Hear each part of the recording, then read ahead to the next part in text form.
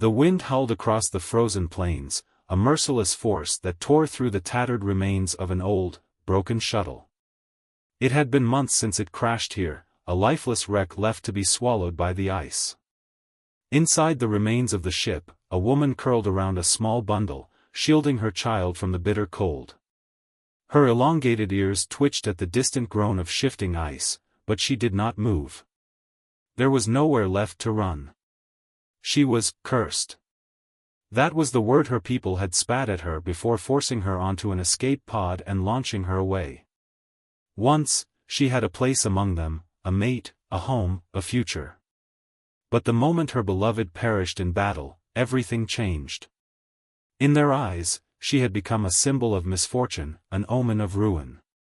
She had begged. Not for herself, but for her child. It did not matter. Now, on this forgotten world, she existed in the space between survival and surrender. Her child's weak breathing was the only reason she had not given in to despair. But even that was fading. Elsewhere on the planet, a human worked tirelessly under the hood of a battered starship. His fingers ached from the cold, but he couldn't afford to stop. The fuel cells were low, and the atmospheric conditions were making long-range communications impossible. "Come on, you piece of junk," he muttered, tapping against the frozen metal. His name was Ethan, and he was not supposed to be here. A malfunction had thrown his ship off course, and an emergency landing had left him stranded. His supplies were running low, and every passing day was a step closer to disaster. He had scouted the area, but there were no signs of civilization, only endless ice and the occasional howls of creatures lurking beyond the cliffs. But today was different. As he climbed over a ridge, something caught his eye, a faint, flickering light in the distance. The sound of approaching footsteps startled her awake.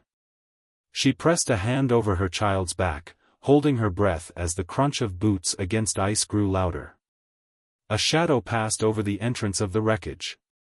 She tensed, prepared for the worst. A human?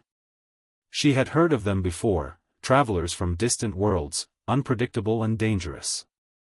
He was tall, wrapped in layers of insulated gear, his face partially obscured by a visor. For a long moment, he stood there, staring at the wreckage and the two figures huddled inside. Then he sighed. "You look like hell," he muttered. She did not respond.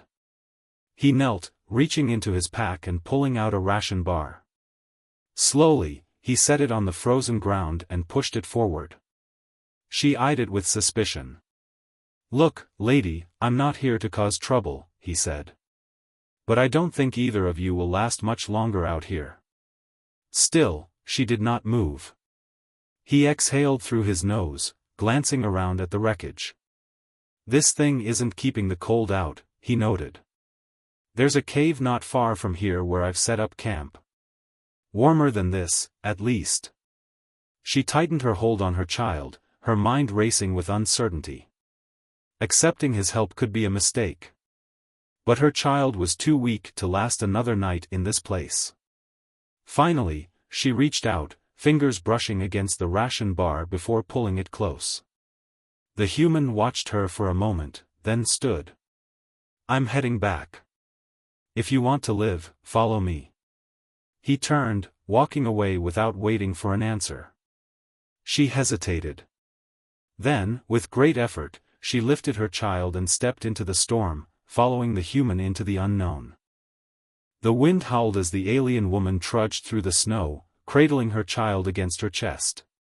Each step was agony, her limbs stiff from the cold, but she forced herself forward. The human walked ahead, his silhouette barely visible through the storm. She didn't trust him. She couldn't afford to. But there were no other choices left. Her people had cast her out, condemning her and her child to die. If she had stayed in that wreckage, they would have perished within days, perhaps even by morning. This human, whatever his intentions, had offered them warmth. And she needed warmth. Ethan kept his pace steady but slow enough that she could follow. He had seen the hesitation in her eyes, the way her fingers had curled around the ration bar like it might be snatched away at any moment. He didn't know much about her kind, but he could recognize desperation when he saw it. His breath fogged up his visor as he glanced back. She was struggling, clearly exhausted. The kid in her arms wasn't moving much, which worried him. Almost there, he called over the wind. Just a little further. The cave was nestled between jagged rock formations, hidden from view unless you knew where to look.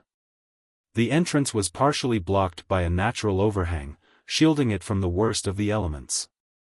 Ethan ducked inside, stomping the ice off his boots before turning back to help. The woman hesitated before stepping in. The sudden shift from freezing wind to relative warmth made her sway, but she caught herself. Inside, a small heater hummed in the corner, pushing back the cold. A makeshift cot lay against one wall, a few scattered supplies stacked neatly nearby. It wasn't much, but it was better than freezing to death outside. Ethan knelt, grabbing a thermal blanket and holding it out. "Here. Wrap the kid up before they..." Before he could finish, she had already dropped to the ground, wrapping her child in her own tattered cloak. The movements were frantic, desperate. Ethan watched as she pressed a trembling hand against the kid's face, checking for warmth, for breath. After a tense moment, the child let out a small, weak whimper. The woman sagged, shoulders shaking. Ethan exhaled. "Kid still hanging in there. That's good." He reached for a ration pack and a canteen of water, setting them in front of her before stepping back to give her space. She stared at the food, then at him. "I'm not poisoning you," he said dryly, unwrapping his own ration bar and taking a bite for emphasis. Slowly, cautiously, she took the canteen and lifted it to her child's lips. The little one barely responded, but after a few drops touched their tongue, they weakly accepted more. Ethan leaned back against the cave wall, rubbing a hand over his face.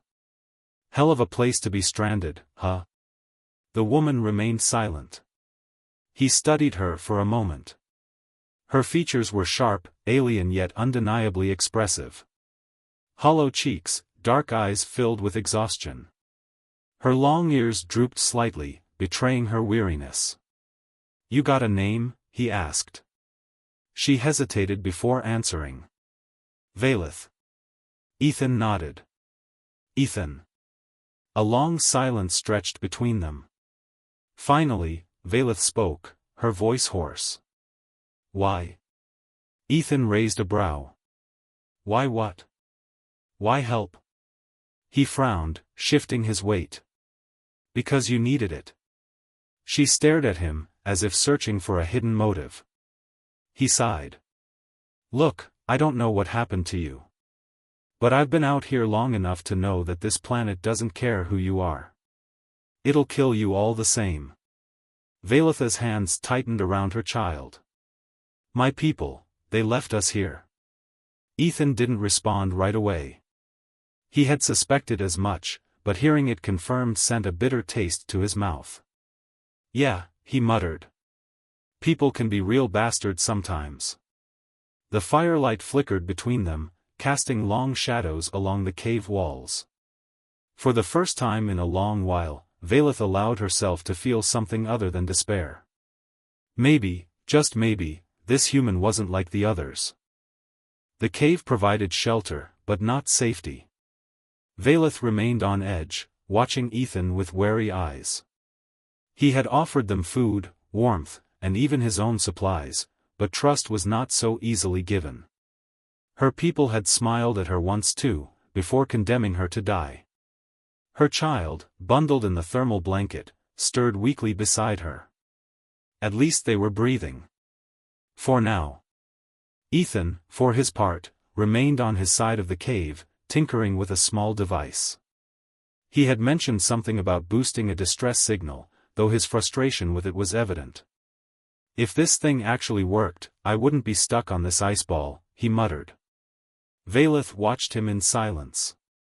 She had never interacted with a human before. They were spoken of in whispers among her people, warriors, traders, explorers, but rarely allies. Yet this one had done more for her than her own kind ever had. She did not understand it. But before she could think further, her ears twitched. A sound, faint, distant, carried through the air. Her blood ran cold. She rose quickly, pressing her child closer to her chest. Ethan immediately noticed. What? She swallowed hard. Something is coming. Ethan moved fast. He didn't doubt her, he had learned long ago to trust those who had instincts sharper than his. Grabbing his rifle, he killed the heater and pressed himself against the cave wall, motioning for her to stay down. The wind outside howled, but there, beneath it, was something else. A rhythmic hum, growing louder.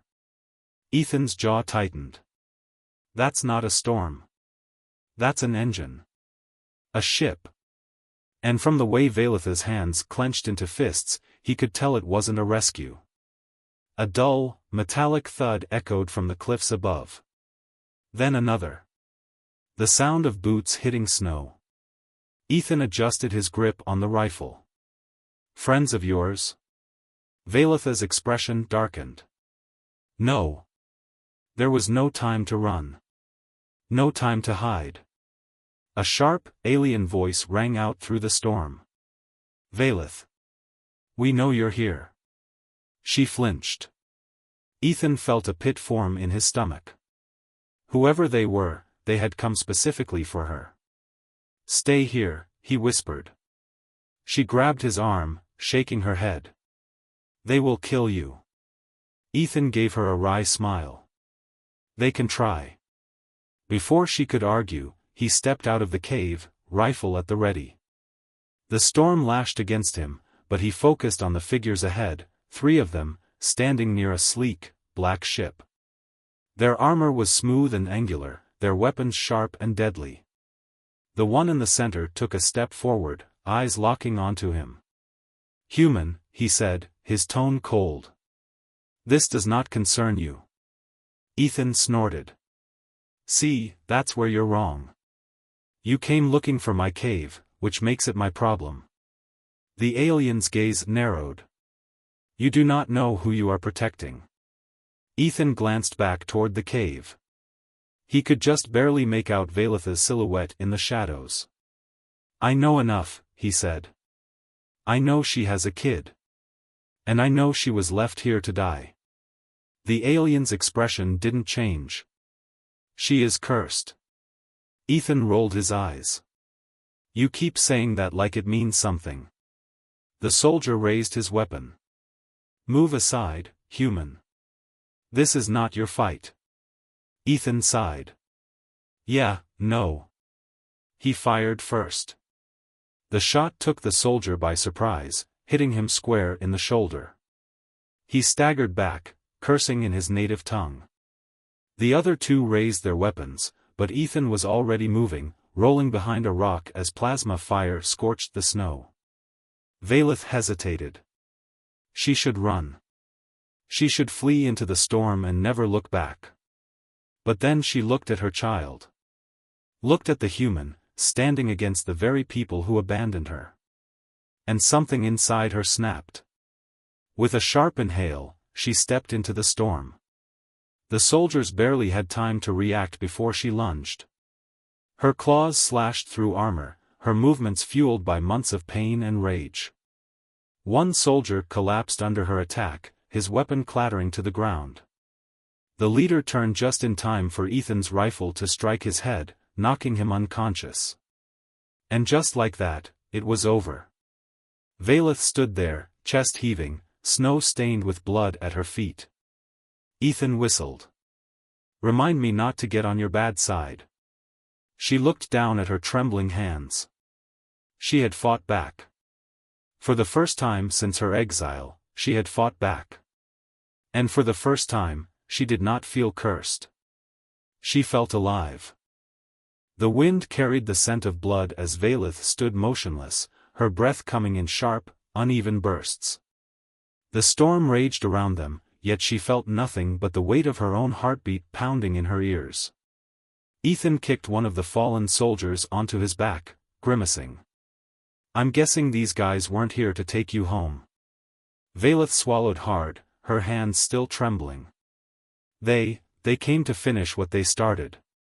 Ethan slung his rifle over his shoulder, eyes narrowing. You want to tell me why? Because I'm starting to think this cursed thing is a load of crap. Valeth hesitated, glancing at her child still hidden within the cave. Her hands curled into fists. They lied to me, she murmured. Ethan raised a brow. About what? She exhaled sharply, shaking her head. Everything. Once, Valeth had been part of something greater. Her people, the Zalvari, were a proud, warrior-driven race, their society built on honor and strength. Mates fought beside one another, and families thrived through unity. She had once believed in it. Believed that love, loyalty, and sacrifice meant something. Then her mate died. It should have been a time for mourning, for support, but instead, they turned on her. Whispers became accusations. She was cursed, they said. Her presence tainted the battlefield. She had brought death upon her own mate, and if she remained, she would bring ruin to them all. The decision had been swift. She and her child were cast out, their names erased, their existence deemed a stain upon the Zalvari.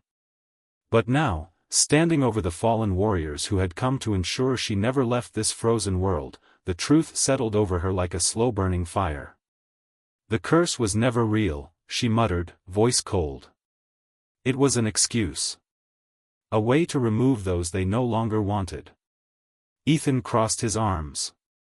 So they dumped you here to die because it was convenient? Her throat tightened. Because I was weak. Because I was grieving. And in their eyes, that made me unworthy. Ethan let out a low, humorless laugh. That's the dumbest thing I've ever heard. Valeth turned to him, eyes sharp. To them, it was law. Ethan met her gaze without hesitation. Then maybe their laws are garbage. She flinched. No one had ever spoken of her people that way. Even she had never dared to question it, until now. She looked down at the soldiers, her former kin, and felt nothing. No fear. No sadness. Only a quiet, growing rage. They will send more, she said finally. They will not stop until I am dead. Ethan smirked. Then they're in for a hell of a surprise. Valeth studied him, the strange human who had risked himself for her and her child without hesitation. For the first time, she wondered, if her people had abandoned her so easily, were they truly her people at all? And if they weren't? Then maybe it was time she found a new path. The storm had begun to settle, but the cold still clung to the air like a warning. Valeth stared down at the fallen warriors, her former kin, feeling nothing but a quiet, burning resolve. She had spent so long believing their words, drowning in the weight of their judgment. But now, with Ethan standing beside her, the truth had never been clearer. She was never cursed. She was betrayed. Ethan bent down, rummaging through the unconscious leader's gear. He pulled out a small hollow communicator, flicking it on. A distorted voice crackled through the static. Report. Have you secured the exile? Ethan smirked. Yeah, about that. He crushed the device under his boot, cutting off the transmission. That should buy us some time. Valeth tilted her head. You didn't have to do that. He shrugged. They're hunting you. That makes it my problem now. Her chest tightened at his words. No one had ever stood for her before. But there was no time for hesitation. They will come in greater numbers, she said. And I will not be a burden to you. Ethan scoffed. Burden? Lady, you just tore through those guys like they owed you money. I think you're my best chance of surviving this iceball. Valeth exhaled sharply. Despite everything, the corner of her lips twitched. The first hint of something close to amusement in a long time. Then, she looked toward the dark horizon. If we are to survive, we must leave this place. Ethan nodded. Then we take their ship. She blinked. What? He gestured to the sleek black vessel resting beyond the ridge. Their ride's still intact. If we move fast, we can get off this rock before more of them show up. Valeth hesitated. She had always imagined escaping this place, but stealing a Zalvari ship? That was madness. But then she looked at her child, wrapped in blankets, breathing steadily for the first time in days. She could not fail them. Not now. Not ever again. She turned to Ethan. Then we move quickly. The two of them navigated the snow-covered ridge, approaching the ship with cautious steps. Valeth moved ahead, her instincts sharp. She knew Zalvari vessels better than any human, and she knew how to disable security protocols before they could lock her out. Inside, the ship was cold, sterile, designed for war, not comfort.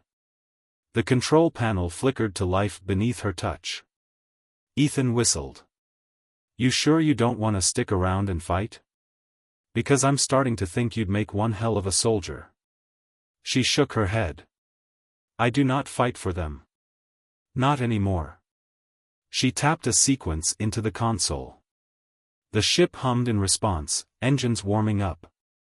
But before she could initiate the launch, the comms blared to life. Unit 7, respond. We have lost your signal. Status report immediately. Valetha's breath caught. They were already suspicious. Ethan grinned. Well, guess we better go before they start knocking. She didn't hesitate. Her fingers flew over the controls. The engines roared. Snow and ice blasted outward as the ship lifted from the ground, the frozen wasteland shrinking beneath them. Valetha's hands trembled as she gripped the controls, guiding the vessel up, away. For the first time since her exile, she was truly free. She turned to Ethan, something unreadable in her expression. Where will we go? He leaned back in the co-pilot's chair, arms crossed. Somewhere warm, preferably. Then, more seriously, wherever you want. She exhaled. She had no home. No people. But as she looked at her sleeping child, safe, alive, she realized she no longer needed what had been taken from her. She would carve a new path. One where she was not bound by their lies, their cruelty. One where she decided her fate. And perhaps, for the first time, she wasn't walking it alone.